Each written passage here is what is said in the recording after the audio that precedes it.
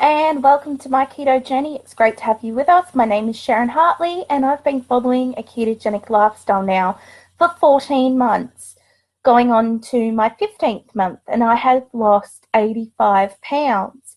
Today I want to talk about polycystic ovary syndrome. I have done a video about this in the past, but I want to do a more updated version. So what is polycystic ovary syndrome? Polycystic ovary syndrome is an endocrine disease in females. It is imbalance of hormones and also infertility issues, cycle problems with having your cycles regularly, a lot of pain, a lot of different symptoms. So basically 1 in 3 women or 1 in 5 women do have this disease, and some people don't even know that they have it. So I'm going to just share a little bit about myself and with my polycystic ovary syndrome and my experience. This is not coming from a medical doctor, so I'm just giving you this as an educational video and an example of my experience with keto. So before I started the ketogenic lifestyle, I was diagnosed with polycystic ovary syndrome back in 2011, and that was the year that I was married. And when I went into the gynecologist's office, I had my OB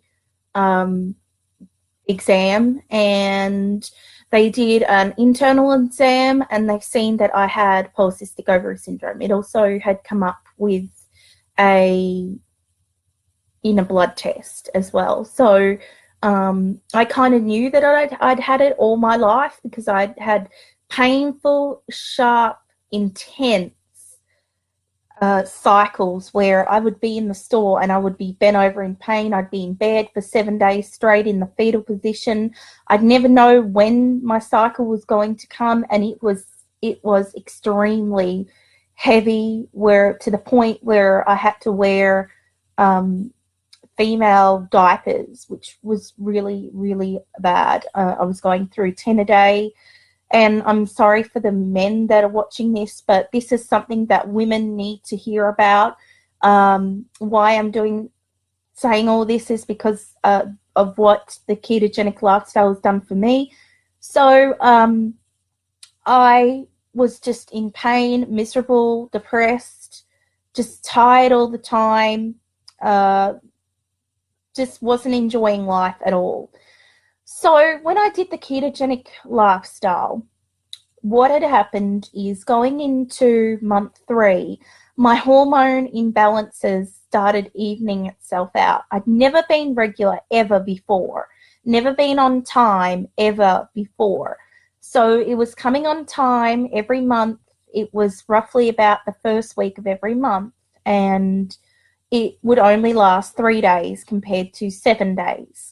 There was a little bit of cramping, not as much. The cramping over time has sort of gone away. I don't have I'm not nauseated like I used to be. I don't have tender breasts anymore. I don't feel bloated anymore. Just so many things with polycystic ovary syndrome, with migraines and tiredness and infertility issues. Now, I was told by my gynecologist that I could never have children. I would have had to have had IVF if I wanted to have children. So I had an infertility issue where I couldn't drop an egg, and that I would have had to have been on some kind of drug to drop an egg. But I don't have any children of my own, so that wasn't an issue. But I would say that with the polycystic ovary syndrome now, I mean, I could get pregnant if I wanted to.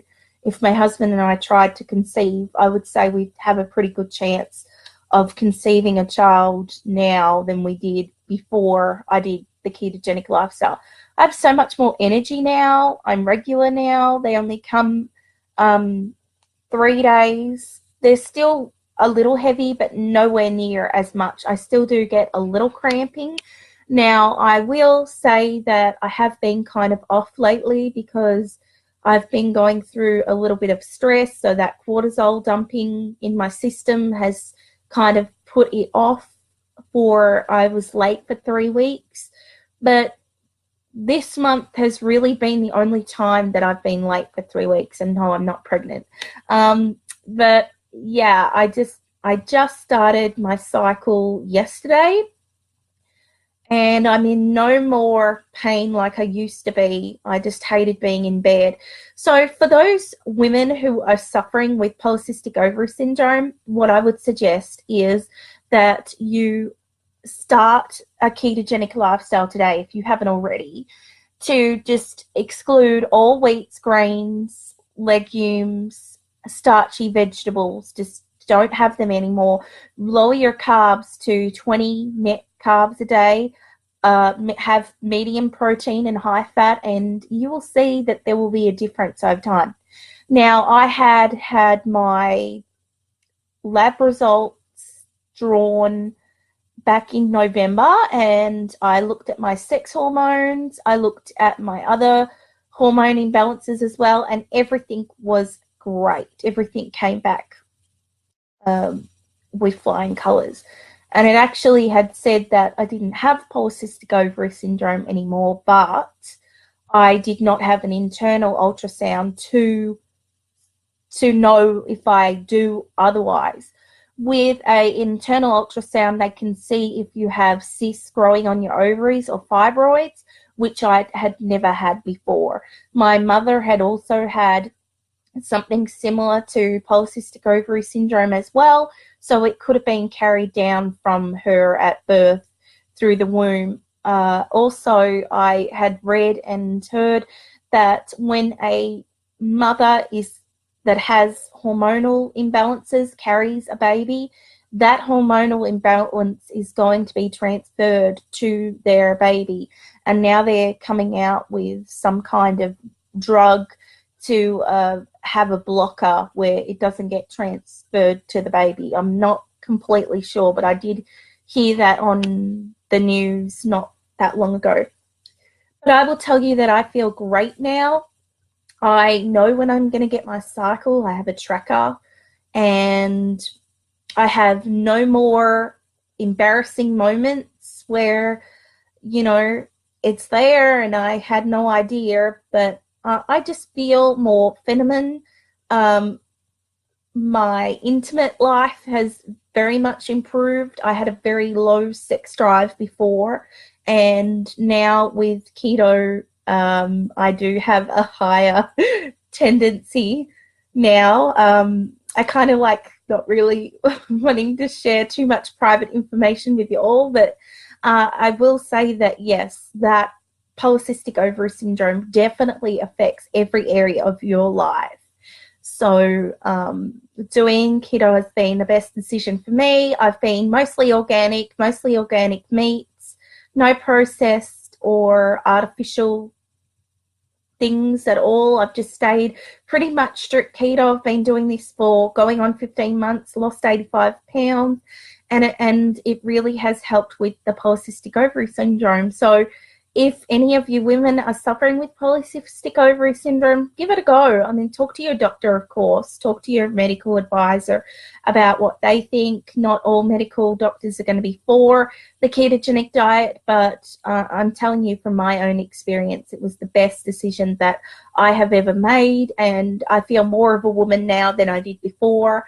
And so I hope that that information that I shared with you today will help some of you, that there is hope, that yes, there's probably not a cure for polycystic ovary syndrome. Keto can mildly help the symptoms, but if you do go off keto, then the symptoms are going to come back. So it can reverse it somewhat, but you're probably going to have polycystic ovary syndrome for the rest of your life. But keto can definitely help improve your symptoms and your way of life. So I hope that you have enjoyed this video. If you have liked this video, please hit like. If you have any comments or questions, please place them in the comment section below. And don't forget to like and subscribe if you are watching from YouTube. Take care, guys, and keto on. Bye-bye.